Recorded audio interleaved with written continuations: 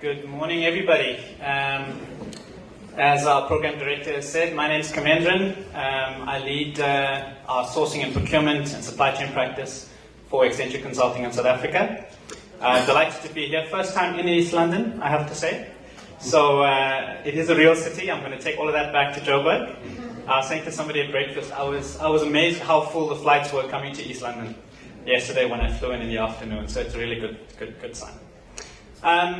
I really like the opening address and some of the key points that our professor has laid out for us.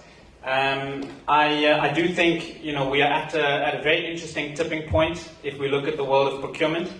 And so hopefully in the next sort of 40 minutes or so, give you all a sense where we think procurement is headed in the future and how we as procurement professionals potentially are going to be impacted by this, and what we should be doing as we prepare for a very, very interesting future.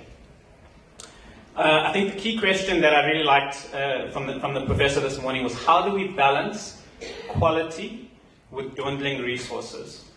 And how do we move procurement to the center as opposed to a support function? How do we move from low levels of automation and think about this world of robotics and digital and artificial intelligence, and what does that all mean for procurement and supply chain? And we'll explore some of these topics and hopefully give you some food for thought that you can start implementing and at least challenging the way we do things currently when you get back to your own organization. So, to start, we're going to talk about the future, and we're going to talk about the future of procurement specifically. So, to kick off, I would like to make a couple of predictions about the people in this room. And granted, I don't know much about you, but I'm going to make the assumption that most of us here today make our living by doing our work in sourcing and procurement or supply chain. So you could be a CPO, a category manager, a buyer, or somebody managing sort of procurement operations, or a consultant in the procurement field. And if this is sort of the mix of our audience, then I'd like to put forward the following predictions. So prediction number one is that about 50% of you will most likely not be employed by a full-time by a large corporate organization in the near future. So think about that, right? So 50% of you will not be employed by a large corporate organization. Now, this doesn't mean that you're necessarily going to add to some of our unemployment challenges, but you will probably be CEOs of your own companies. You will be entrepreneurs. You will be a more liquid workforce that works in a space and a time that suits you and the kind of things you want to achieve in your life. And so this is an important part of the discussion.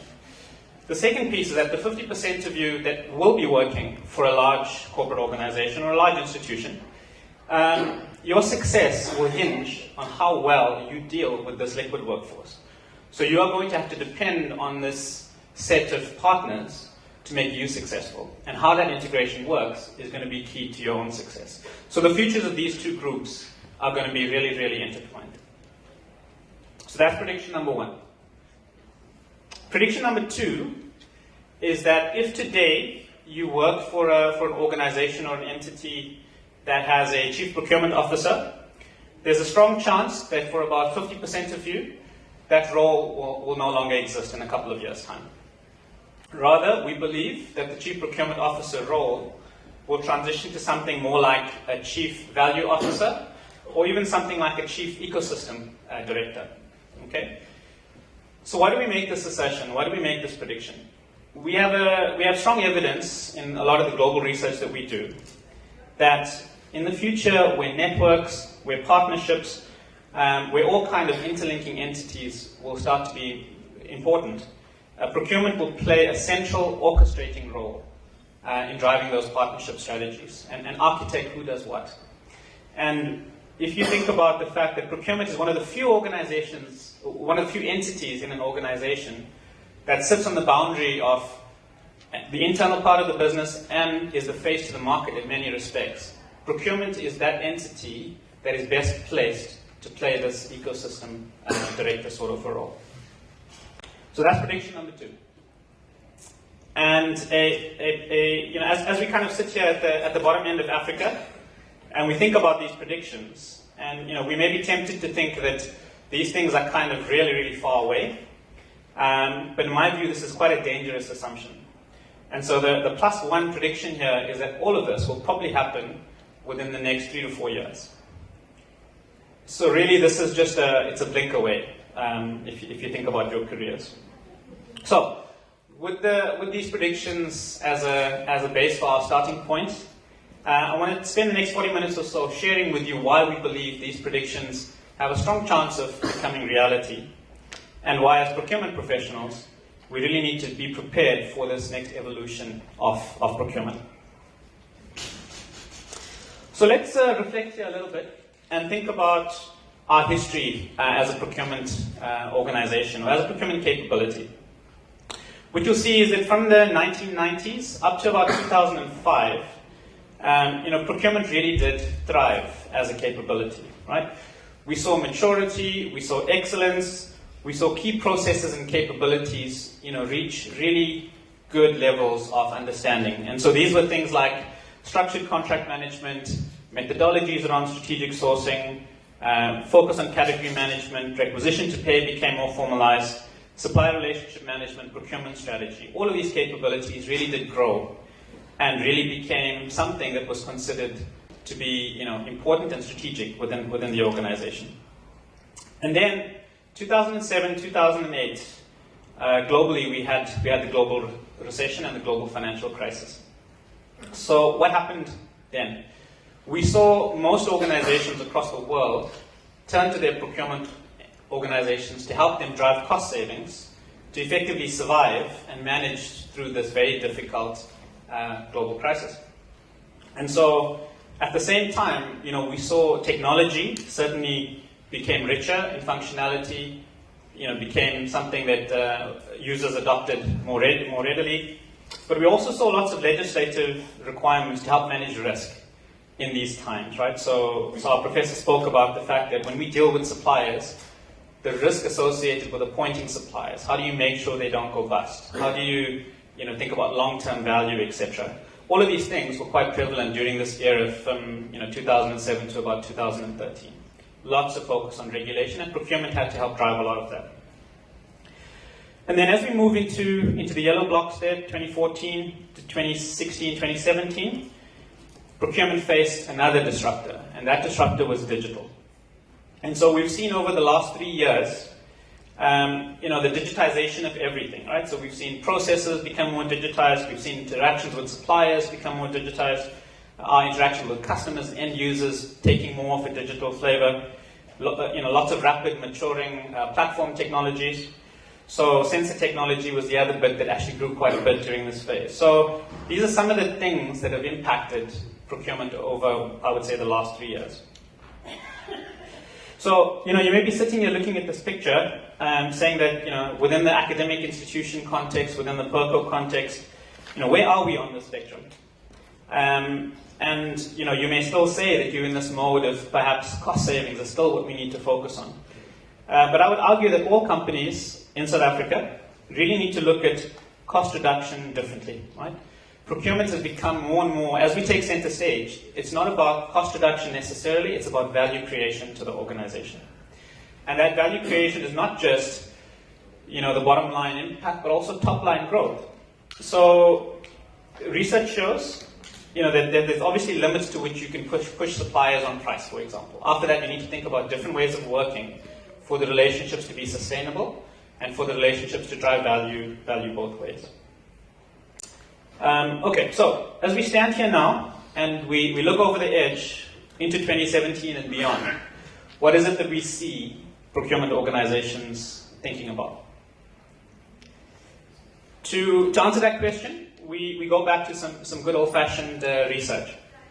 Accenture globally conducts a study called Procurement Mastery, and we've done this now probably for the last 10 years or so. And what it is a survey of global supply chain and procurement leaders at a global level, where we really try to understand what is it that's pushing the boundaries of procurement. What are leading organizations looking at to enhance the quality of what they do and the service they deliver to the business? In that, we released the study, the latest one, in January 2017. And the study revealed two really, really important things. The first is that procurement masters, the leading organizations, have continued to focus on what we've called the traditional capabilities within procurement. So if you look at the slide, the grey-colored items there on your right, things like procurement strategy, good category management, how we manage suppliers, sourcing, contract management, R2P, procurement workforce, all of these things we've done for decades now as procurement. Procurement masters continue to excel at working really well within these capabilities. But the survey clearly showed that these masters are also investing in people, money, capacity, etc., to build a new set of capabilities that they think will be successful, will be important for them to take them into the future. And these capabilities are shown in blue. So ecosystem management is around the partner network that procurement has to work with. So it's not just about the end user and the supplier that procurement have to work with now. If you think about startup organizations, if you think about people who build discrete software solutions, if you think about other academic institutions, if you think about industry forums, all of these are partners in your ecosystem that you need to look to manage. And it gives you agility, right? So you plug into and out of these capabilities when you need it, because the future is really quite unpredictable and you need that level of agility, and a good ecosystem gives you that. The second key capability in the new is a much closer link between procurement and the business around demand management. So it's not about just getting a request from the business around, I need X number of widgets delivered at this day to help me do this. But it's actually questioning, is that really the demand that you need?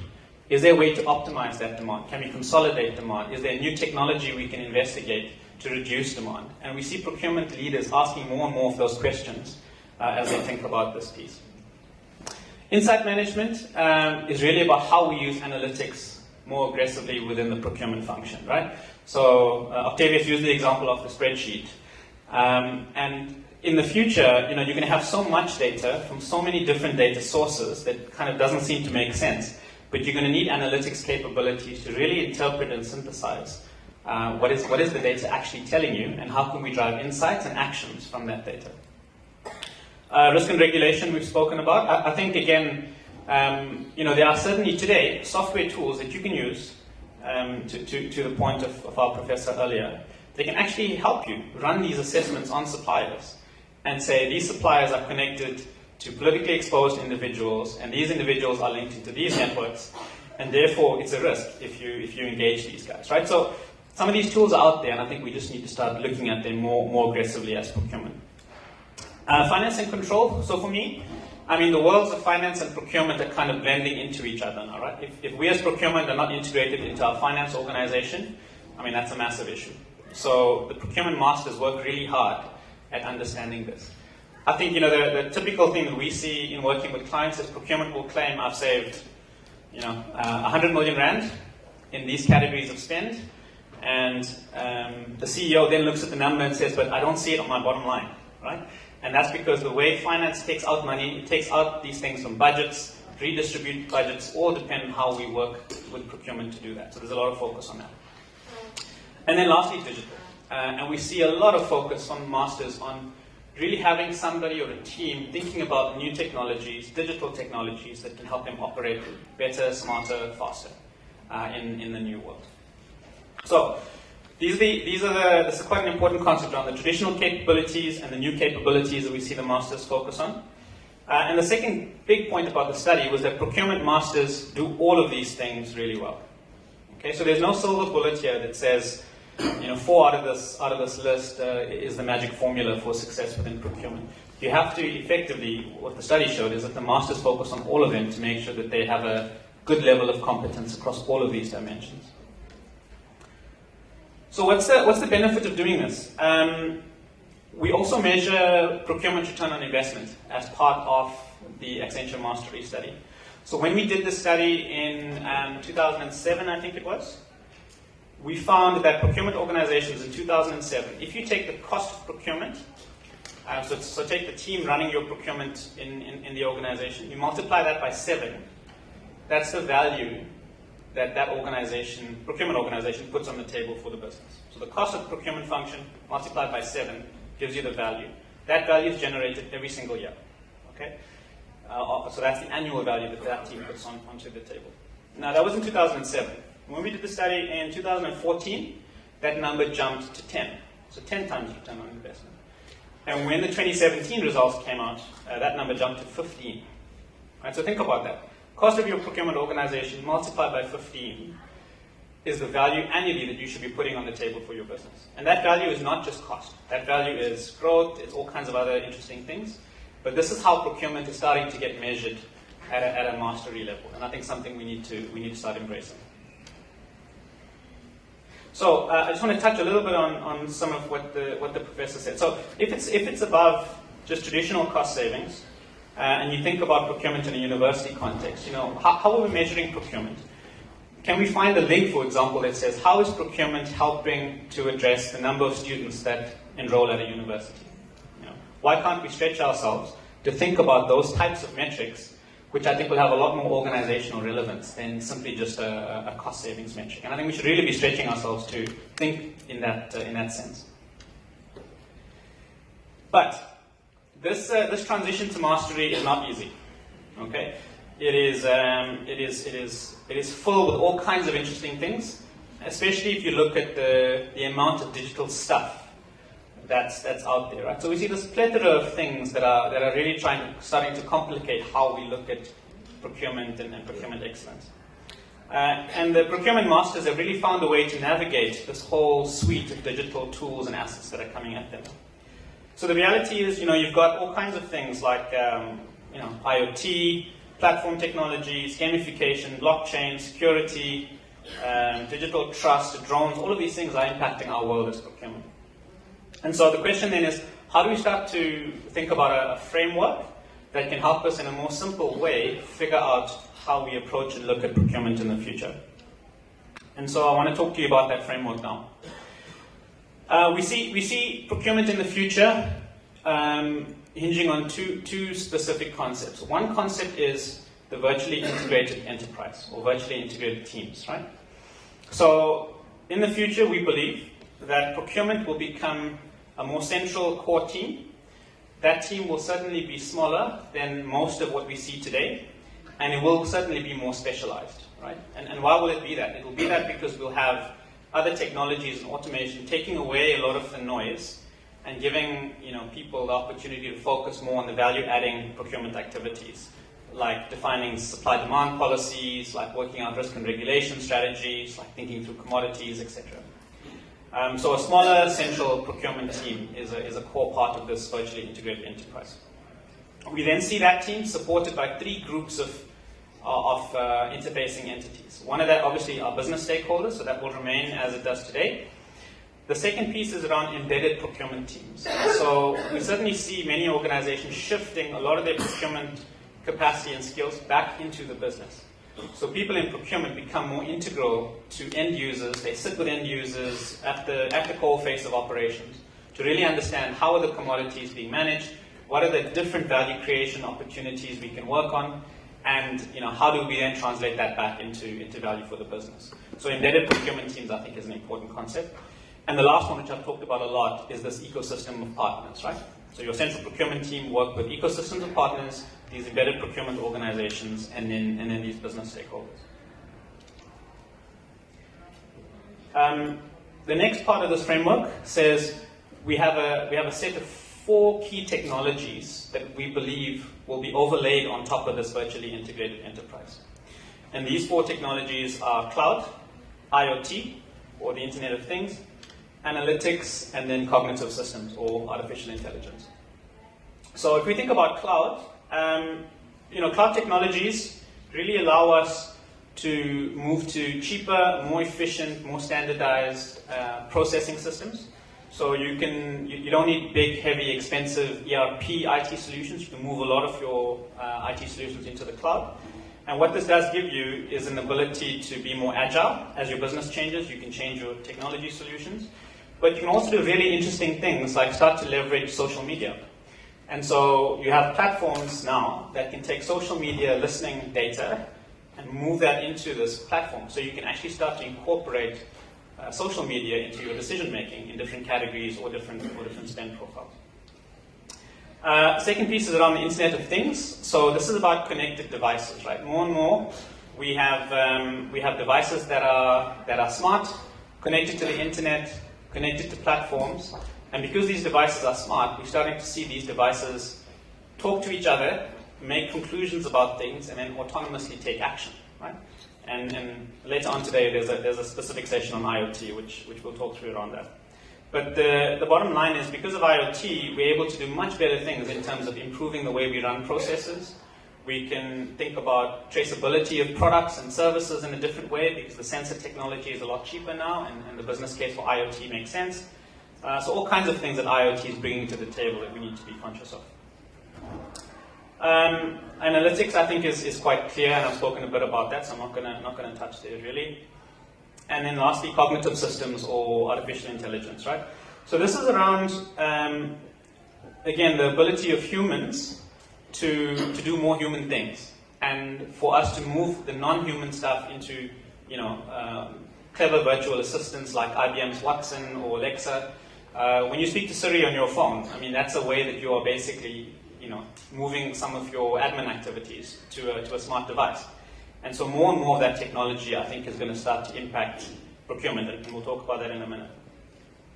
So this is the framework, and I'd encourage you to think about this, because it's quite a powerful way, I find, with our clients to talk about procurement in the future. So virtually integrated enterprise overlaid with 4 key technologies, I think, is a really important concept. But practically speaking, what could this mean for procurement in the future? Now, this is a busy slide for the analyticals amongst us, but I'm going to try and explain this. At the top, we've got, I would say, the key capabilities that procurement runs today. And so we've got things like ecosystem management, demand management, category management, all the way down to contract management and requisition to pay. So that's the stuff we all do today.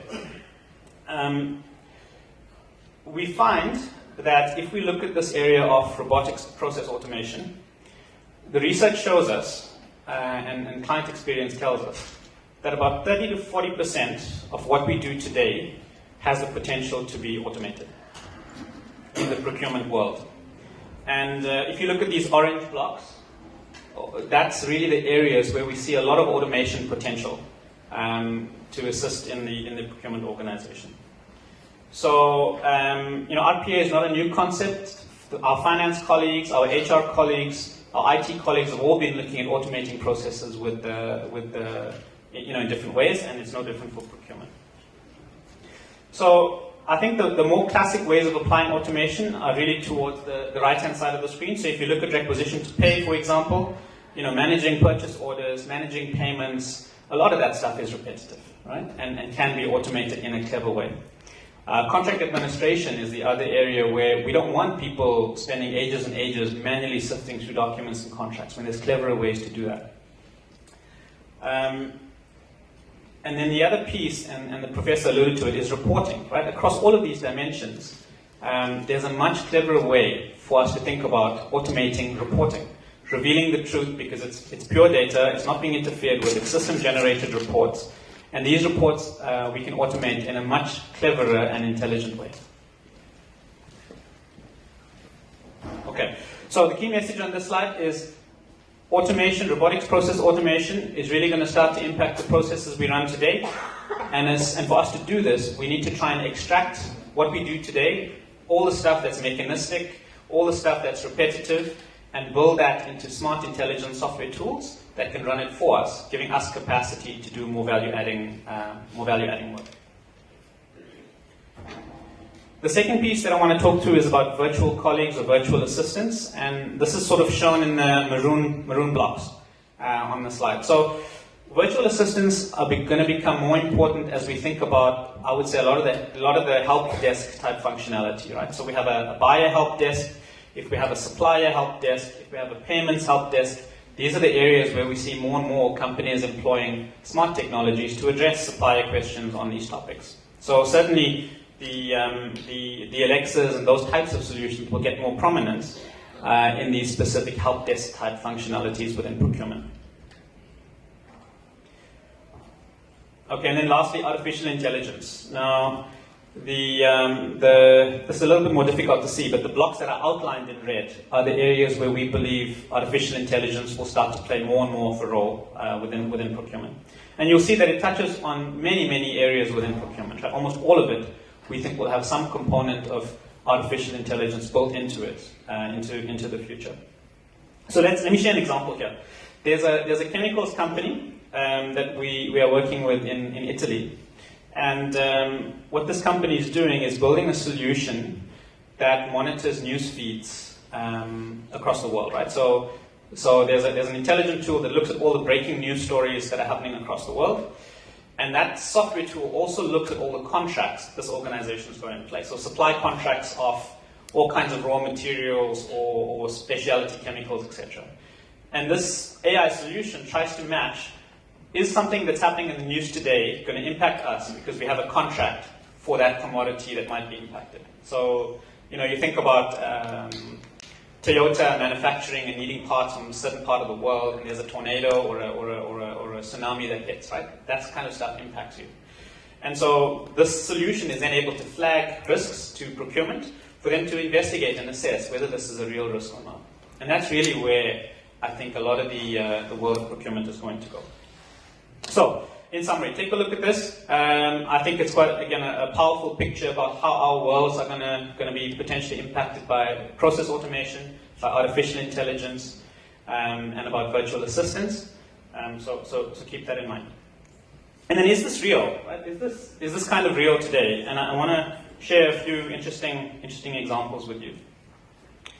This could be your new receptionist. I know we spoke about outsourcing and the other things up front, so maybe not, but it's a consideration. This is a technology. This is a robot. His name is Pepper, for those of you who don't know him. And he's been used by companies now to act as your receptionist. So you walk up to the reception desk, you're greeted by Pepper. He asks you for your name. You tell him who you're going to meet. He'll type it in onto the computer. He'll call the host. He'll then walk with you to your office where you're going to have the meeting.